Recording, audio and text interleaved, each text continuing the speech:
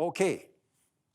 The second thing about the ultimate path is the true master. Now, I've been touching on this a little bit. I don't want to dwell too much on these things, but true master. Now, oh my God, you've got to have a true master. Now, some people say, well, I don't want a master at all. I want to do it myself. And a true master would say, fine, go for it. Go for it. I wish you the best. So the person does. But now, if I just ask you rhetorically, if you don't have a true master, then who's your master? If you want to do it yourself, then your master can be no more than your mental body, your intellect, your mental senses. And it would be your physical mind, your physical consciousness, the everyday mind that we're in right now. That would end up being your master. Well, I don't recommend that. I understand it. I understand how turned off people are about authority figures, how deceptive they are. I can appreciate that. But if you blow all that to the wind and you're going to act as your own master, then you got to be ready for the ramifications. You could never be more than what your mind is.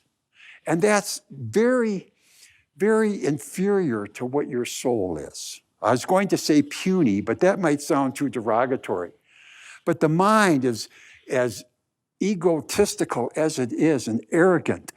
It's just a machine, and it only knows what it's been told. That's what the physical mind knows. It knows nothing else. It can't induce thinking, no inductive reasoning. It can't think from an original point of view. It's a machine, much like a floppy disk from the old computers. It's just useless until you program it. And that's what our mind is. It's a programmed floppy disk.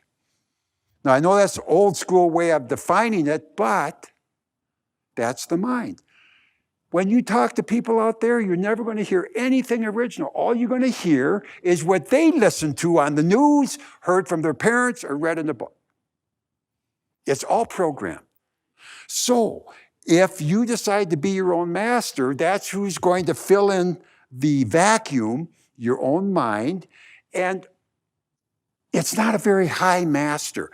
I understand people wanting to do it, but you're shortchanging yourself. Don't use your own mind. You need a true master. Okay, a quick side point to this. How about all the false masters and pseudo-gurus?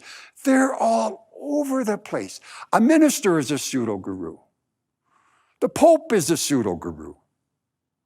The gurus that push the light teachings, the prana teachings, breath control, the rising of the kundalini, cosmic consciousness, and hold it up as the highest teaching known to man, are all pseudo-gurus.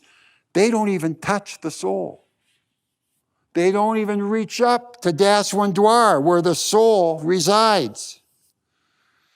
It's all these lower three planes that the pseudo-gurus, masters, now they have to be respected. They must be respected. But we're talking about true master, not a partial master.